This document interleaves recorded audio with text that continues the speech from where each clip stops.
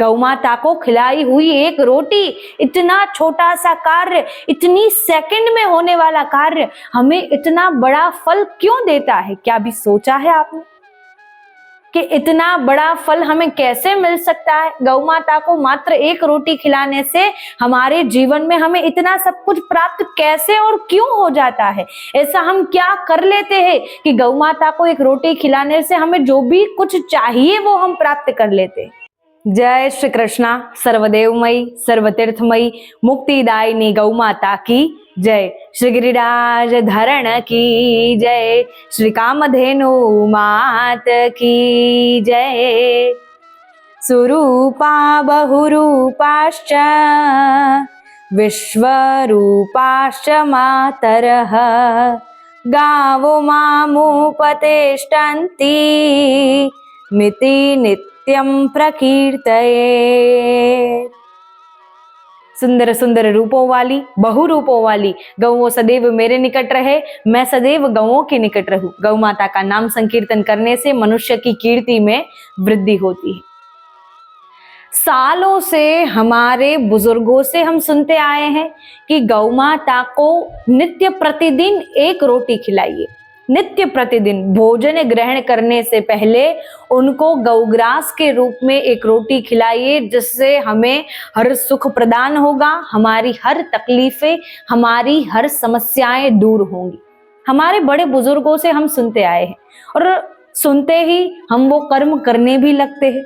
पर क्या कभी आपने सोचा है, एक छोटा सा कर्म गौ माता की सेवा करना, जो आप प्रॉपर तरीके से सेवा भी नहीं मानी जा सकती, जो आपकी नजर में जिसे आप कह सकते हैं सिर्फ एक गाय को एक रोटी ही तो दे रहे हैं, इसमें कौन सी सेवा हो गई, इसमें कौन सी बड़ी बात हो गई? सब लोग दे सकते हैं, बिल्कुल दे सकते हैं, लेकिन जिनके मन में दया भाव होता है, जिनके मन में दीन भाव होता है, केवल वही मनुष्य गौ माता को रोटी दे सकता है। क्योंकि रोटी देना अर्थात गौ माता के प्रति प्रेम भाव प्रकट करना कि गौ माता भी एक जीव है, गौ माता हमारी माता है, उनको भी भोजन की आवश्यकता होती है, तो उनके भोजन की आवश्यकता के आधार पर हमें उनको एक रोटी खिलानी चाहिए। ये हमारा भाव है।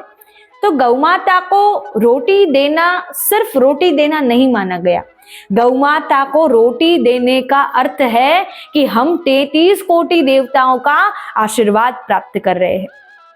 क्या कभी आपने सोचा है कि एक छोटा सा कर्म गौ माता को केवल रोटी खिलाना आपका संपूर्ण जीवन बदल सकता है, आपके जीवन से हर समस्याओं का नाश कर सकता है, आपके जीवन के पापों का भी नाश कर सकता है। एक ऐसा कर्म जो हम नित्य प्रतिदिन करते हैं, हमारे घर की स्त्रियां, हमारी माताएं, हमारी बहनें, हमारी पत्नियां नित्य प्रतिदिन ये कर्म करती है, ये कार्य करती है, फिर भी हमें अंदाजा नहीं, हमें इस बात की भनक तक नहीं कि उनके रोटी देने मात्र से हमारे जीवन में कौन कौन से लाभ हो रहे हैं।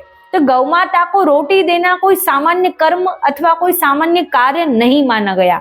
गौ माता को रोटी देना एक यज्ञ समान माना गया है।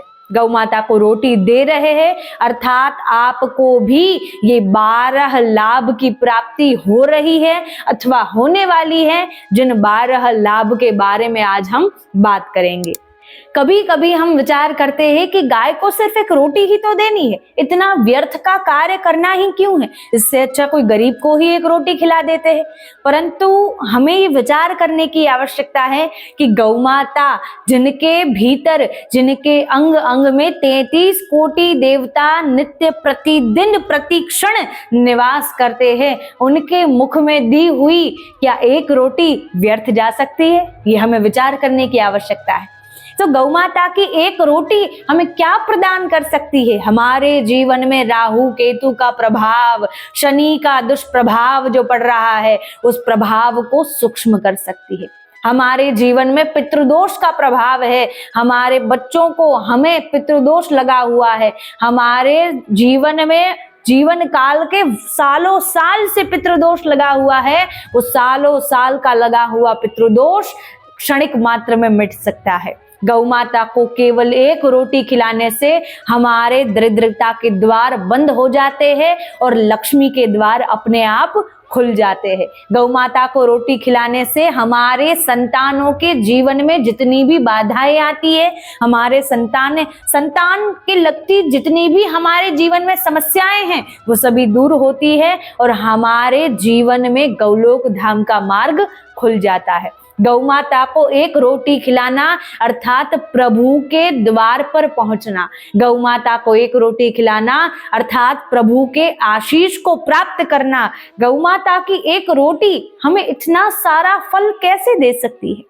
गौ माता को खिलाई हुई एक रोटी, इतना छोटा सा कार्य, इतनी सेकंड में होने वाला कार्य हमें इतना बड़ा फल क्यों देता है? क्या भी सोचा है आपने कि इतना बड़ा फल हमें कैसे मिल सकता है? गौ माता को मात्र एक रोटी खिलाने से हमारे जीवन में हमें इतना सब कुछ प्राप्त कैसे और क्यों हो जाता है? ऐसा हम क्या कर लेते हैं कि गौ माता को एक रोटी खिलाने से हमें जो भी कुछ चाहिए वो हम प्राप्त कर लेते हैं? क्योंकि गौ माता कोई जानवर नहीं है, गौ माता कोई पशु नहीं है, गौ माता साक्षात कामधेनु माता है। और कामधेनु का तो अर्थ ही यही होता है, काम अर्थात हमारी सब इच्छाएं, मनोकामनाएं, और धेनु अर्थात गौ माता हमारी सभी इच्छाओं, मनोकामनाओं को पूर्ण करने वाली धेनु अर्थात कामधेनु गौ माता। तो कामधेनु गौ माता हमारी माता है और माता भली भांति जानती है कि अपने बच्चों को किस समय में क्या चाहिए, कौन से समय में कितना चाहिए। एक माता भली भांति जानती है कि हमारे बच्चों को कौन सा सुख कौन से समय में चाहिए, कौन सी शक्ति कौन से समय में चाहिए। ये माता भली भांति जानती है और ये गौ माता भी जानती है कि हमारे मन में कौन सी मनोकामनाएं चल रही है, कौन सी इच्छाएं चल रही है, और मनोकामना इच्छाओं को पूर्ण करके गौ माता हमें सर्व सुख प्रदान करती है। हम हमारे जीवन में सब कुछ प्राप्त करना चाहते हैं। हमारे पास जो फोन है उससे भी महंगा फोन लेना चाहते हैं, हमारे पास जो गाड़ी है उससे भी महंगी गाड़ी लेना चाहते हैं, हमारे पास जो घर है उससे भी महंगा घर लेना चाहते हैं, हम जो लाइफस्टाइल जी रहे हैं उससे भी लैविश लग्जरियस लाइफस्टाइल जीना चाहते हैं। हमारे पास जो कुछ भी है हम उसे बदलना चाहते हैं। किसी की नौकरी नहीं लग रही, किसी के बच्चे नहीं हो रहे, किसी की शादी नहीं हो रही है, किसी के विवाह में रुकावटें आ रही हैं, किसी का स्वास्थ्य ठीक नहीं चल रहा, किसी के बच्चे उनकी बात नहीं मान रहे हैं।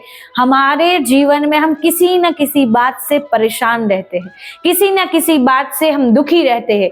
तो गौ माता को एक रोटी खिलाना आपके सभी दुखों का समाधान है, आपके सभी समस्याओं का समाधान गौ को एक रोटी खिलाना है। हम हमारा भाग्य मिनटों में बदलना चाहते हैं, हम हमारे जीवन में राजयोग मिनटों में प्रारंभ करना चाहते हैं, परंतु हम ये भूल जाते हैं कि राजयोग का मार्ग ही गौ माता है, भाग्योदय का मार्ग ही गौ माता है, और भाग्योदय का द्वार गौ माता हमारे जीवन में खोल सकती है। तो इसी प्रकार से गौ माता को नित्य प्रतिदिन रोटी खिलाते रहिए, गौ माता को गौरास प्रदान करते रहिए। गौ माता आपके जीवन में कृपा बनाए रखे, गौ माता आपकी हर मनोकामना, हर समस्याओं का समाधान करे, हर मनोकामनाओं को पूर्ण करे। गौ माता का कथा को श्रवण करते रहिए। गौ कथा श्रवण करने के लिए अन्य भक्तों को भी प्रेरित करिए, जिससे आपको भी अधिक सहस्त्र गुना लाभ होगा। गौ माता अवश्य आपका कल्याण करेंगी। जय श्री कृष्ण, जय गिरिराज।